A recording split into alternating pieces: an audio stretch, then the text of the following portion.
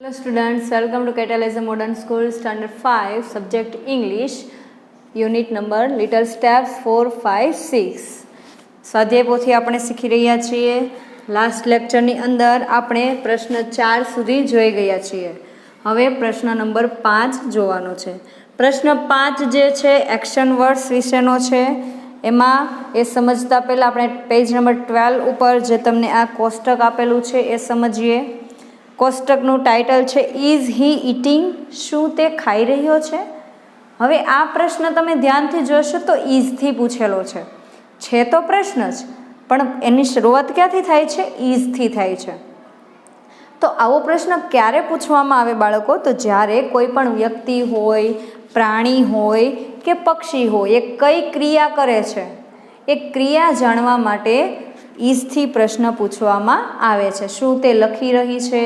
શું તે દોડી રહ્યો છે? શું તે કૂદી રહ્યો છે? શું તે રડી રહ્યો છે? એવું જ્યારે મારે પૂછવું છે તો ઇઝથી પ્રશ્ન પૂછવામાં આવે છે. આ પ્રશ્નનો જવાબ યસ અથવા તો નોમાં મળે છે. જો એ ક્રિયા થતી હોય તો યસથી જવાબ મળશે, જો એ ક્રિયા નથી થતી તો નોથી જવાબ મળશે. બરાબર છે? હું એમ પૂછું શું તે લખી રહી છે? જો એ લખતી હશે તો જવાબ આવશે હા તે લખી રહી છે. જો નથી લખતી તો જવાબ શું આવશે? ના તે લખી રહી નથી. આ રીતે જોઈએ અહીંયા એક્ઝામ્પલ્સ. ઇઝ હી ઇટિંગ, શું તે ખાઈ રહ્યો છે? યસ હી ઇઝ ઇટિંગ, ચિત્ર તમે જુઓ ખાય છે, બરાબર છે, એટલા માટે અહીંયા આવશે યસ. હી ઇઝ ઇટિંગ, હા તે ખાઈ રહ્યો છે. યાદ રાખો, પહેલાં યસ લખો તો યસનો વાય કેપિટલ, નો લખો છો તો નોનો એન કેપિટલ કરવાનો છે. એના પછી અલ્પવિરામનું નિશાન કરવાનું છે.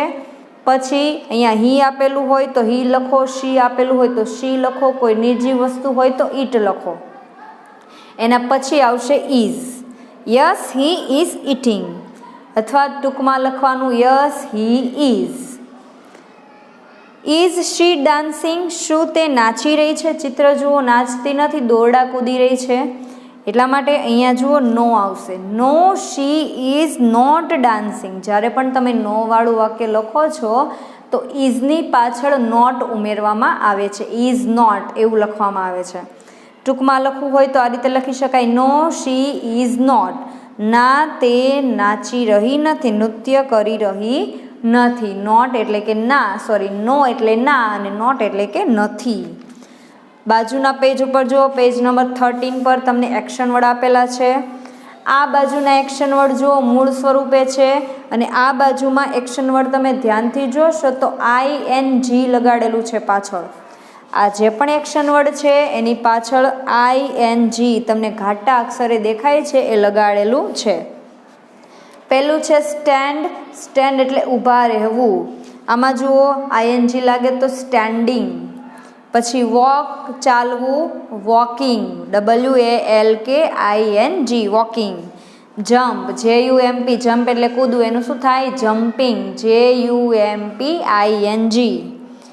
થ્રો, THROW થ્રો એટલે ફેંકવું, એનું થશે થ્રોઈંગ, THROWING. તમે ધ્યાનથી જોશો ઘાટા અક્ષરે તમને આપેલું જ છે, છેલ્લે શું લાગેલું છે? ING. કેચ, કેચિંગ, કેચ એટલે કે પકડવું, CATCHING કેચિંગ. KIC કે કિક એટલે કે લાત મારવી, એનું થશે કિકિંગ, KICKING. પછી આપેલું છે EAT ઈટ એટલે કે ખાવું, એનું શું થશે? Eating, EATING. Drink, DRINK drink એટલે પીવું, એનું શું થશે? Drinking, DRINKING. આગળનું સ્પેલિંગ તો એનો એ જ છે, પાછળ શું લાગે છે? ING. લાફ, LAUGH લાફ એટલે હસવું, એનું થશે laughing, LAUGHING. Cry, CRY cry એટલે રડવું, એનું થશે ક્રાઇંગ, CRYING. પછી READ રીડ એટલે વાંચવું, એનું થશે reading, READING reading. Write, WRITE write, એનું થશે રાઇટિંગ. આમાં ધ્યાન રાખજો, જો છેલ્લે ક્રિયાપદની છેલ્લે ઈ આપેલું હોય. શું આપેલું હોય? ઈ. જો ક્રિયાપદના અંતે એટલે કે છેલ્લે ઈ હોય તો ઈની જગ્યાએ ઈની જગ્યાએ શું લાગે છે? ING. એટલે કે ઈ તમારે લખવાનો નથી, ઈને કાઢવાનો છે. ઈને કાઢી નાખો અને પછી લગાવવાનું છે ING. ફરીથી મોટા ભાગના તમે ક્રિયાપદ જોશો તો એની પાછળ ING લગાડીને જ આપેલું છે, બરાબર છે. પણ ધ્યાન ક્યારે રાખવાનું છે? તમારે ઈ હોય ત્યારે. જો ક્રિયાપદમાં છેલ્લે ઈ દેખાય તો ઈને કાઢીને શું લખવાનું છે? ING. એક્ઝામ્પલ તમને આપેલું છે રાઈટ. આમાં જુઓ છેલ્લે ઈ છે, બરાબર છે. તો આપણે શું કરીશું? ઈને કાઢી નાખીશું આ રીતે. ઈને કાઢીને પછી શું લગાવવાનું છે? ING. રાઇટિંગ. આ રીતે લખી શકાય છે. એના પછી આપેલું છે પુશ. PUSH. પુશ એટલે ધક્કો મારો, એનું થશે પુશિંગ. PUSHING. પછી છે પુલ. PULL. પુલ એટલે ખેંચવું, એનું થશે pulling. PULLING. Open. Opening. OPENING. Close. CLOSE. આમાં પણ જો આ નિયમ લાગુ પડે છે, છેલ્લે ઈ છે તો ક્લોઝિંગમાં CLOS પછી ING આવશે, ઈ લખવાનો નથી. ક્લાઇમ્બ. CLIMB. ક્લાઇમ્બ એટલે ચડવું, ઉપર ચડવું, એના માટે શું આવે છે? ક્રિયાપદ ક્લાઇમ્બ. તેનું થશે climbing. CLIMBING. SIT. Seat. Sitting. હવે આમાં પણ જુઓ તમને સ્પેલિંગ અલગ દેખાય છે, બરાબર છે. આનો નિયમ પણ અલગ છે, તો ખાસ ધ્યાન રાખો. છેલ્લો અક્ષર વ્યંજન હોય એની આગળ તમને સ્વર દેખાય તો શું કરવાનું છે? છેલ્લો વ્યંજન 2 વાર લખી ING લાગે છે. ફરીથી છેલ્લો અક્ષર જુઓ SIT. સીટ છે, બરાબર છે. છેલ્લો અક્ષર T વ્યંજન છે, એની આગળ સ્વર છે જુઓ I. સ્વર અને વ્યંજન હોય તો છેલ્લો વ્યંજન 2 વાર લખવાનો, એટલે કે T આપણે 2 વાર લખીશું, પછી લખીશું ING. અત્યારે તો તમને બ્રેકેટ આપી જ દીધા છે, જે તમે જોઈને લખી શકશો, પણ આગળના ધોરણમાં ભણશો ત્યારે આ બધા નિયમ તમારે સમજવાના છે ને જાતે તમારે બનાવવાનું આવશે. પછી છે સ્કીપ. SKIP. એનું થશે સ્કીપિંગ. એને પણ આ નિયમ લાગુ પડે છે. SKIPPING. RUN. રન એટલે દોડવું, એને પણ આ નિયમ લાગુ પડે છે. સ્વર પ્લસ વ્યંજન. RUN. યુ જે છે સ્વર છે, છેલ્લે N છે એ વ્યંજન છે, એટલે N 2 વાર લખવાનું. RUNNING. એના પછી CLAP. ક્લેપ એટલે કે તાળી પાડવી, એમાં પણ આ નિયમ છે. A અને P સ્વર અને વ્યંજન, તો છેલ્લો P કેટલી વાર લખવાનો છે? 2 વાર, પછી લગાવવાનું ING. ક્લેપિંગ. CLAPPING. ક્લેપિંગ. પછી આપેલો છે ડાન્સ, એને આ નિયમ લાગુ પડશે. DANCING. ઈને કાઢીને ING. તો આ જે પણ ક્રિયાપદો છે ING વાળા, એ જ્યારે પણ ઈઝથી તમને પ્રશ્ન પૂછે ક્રિયા જાણવી છે તો એ પ્રશ્ન પૂછો ત્યારે તમારે આ ક્રિયાપદ લખવાનું છે, ત્યારે આ મૂળ ક્રિયાપદ લખવાનું નથી. Is he writing? Is she dancing? Is Mohan climbing a tree? એ આ રીતે તમારે અત્યારે ક્રિયાપદને ING લગાવવાનું નથી. તમને ઓપ્શનમાં આપી જ દીધું છે. તમારી જાણકારી માટે મેં આ 2 નિયમો લખેલા છે. જ્યારે ક્રિયાપદમાં છેલ્લે ઈ હોય તો ઈને કાઢીને લખવાનું છે ING. દાખલા તરીકે રાઈટ, તો રાઈટમાં ઈ છે તો એને કાઢીને શું લાગે? ING. એના જો બીજો નિયમ છે સ્વર અને વ્યંજન. જો છેલ્લો અક્ષર વ્યંજન હોય અને એની આગળનો અક્ષર સ્વર હોય, SIT છેલ્લો અક્ષર T વ્યંજન છે, એની આગળ I સ્વર છે, તો છેલ્લો વ્યંજન 2 વાર લખવાનો. અહીંયા T આપેલું છે તો આપણે T 2 વાર લખીશું ને પછી ING કરવાનું છે. હવે પ્રશ્ન નંબર 5 આપણે જોઈએ. ચિત્ર જોઈ પ્રશ્ન વાંચો અને કૌંસમાંથી યોગ્ય ઉત્તર પસંદ કરી લખો. એક્ઝામ્પલ આપણે વાંચીએ. Is she running? શું તે દોડી રહી છે? તમને 2 ઓપ્શન ઓલરેડી આપવામાં આવ્યા છે, એમાંથી તમારે જોવાનું છે યસ આવે કે નો આવે, બરાબર છે. તો પહેલાં તો તમને જે ક્રિયાપદ આપે છે એનું ગુજરાતી એને તમારે સમજતા શીખવું પડશે. અહીંયા રનિંગ છે, રન એટલે કે દોડવું, અહીંયા દોડવાનું ક્રિયા ચાલુ છે એટલા માટે અહીંયા આવશે યસ શી ઇઝ. તમારે પસંદ કરવાનું છે યસ અને નોમાંથી, બંનેમાંથી એક જ.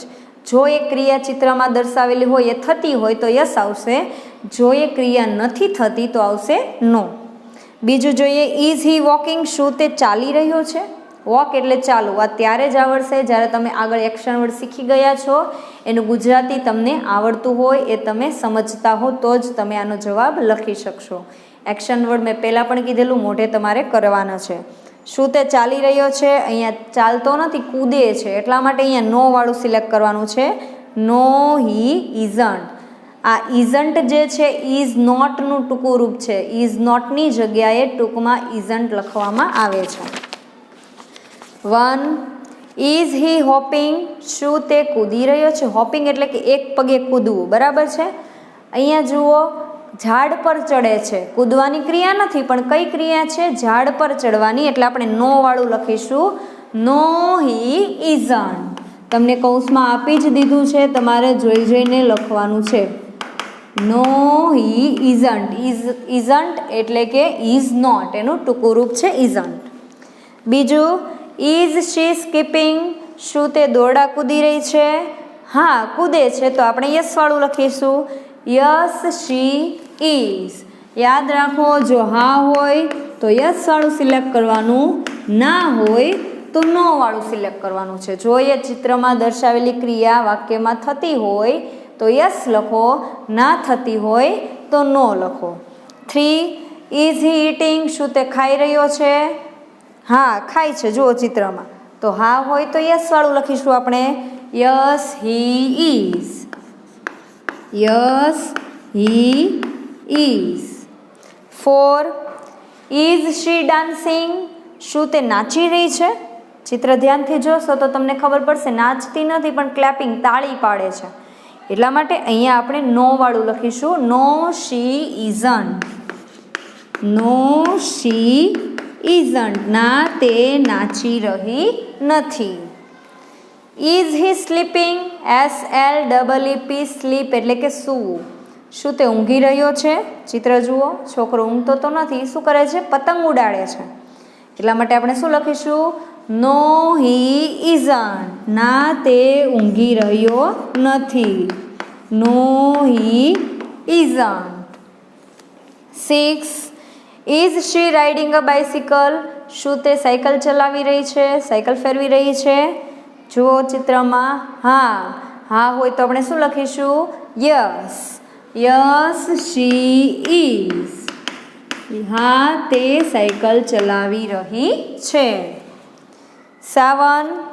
Is he closing the door, શું તે દરવાજો બંધ કરી રહ્યો છે? ચિત્રમાં જુઓ, હા, બંધ કરી રહ્યો છે, એટલે આપણે લખીશું યસ હી ઇઝ. હા, તે દરવાજો બંધ કરી રહ્યો છે. 8. Is she running, RUN, run એટલે કે દોડવું, શું તે દોડી રહી છે? ચિત્રમાં જુઓ, દોડતી છોકરી નથી પણ સ્ટેન્ડિંગ, ઊભી છે ખાલી, એટલે અહીંયા આવશે નો she isn't. No she isn't. ના, તે દોડી રહી નથી. 9. ઇઝ શી સિંગિંગ, શું તે ગાઈ રહી છે?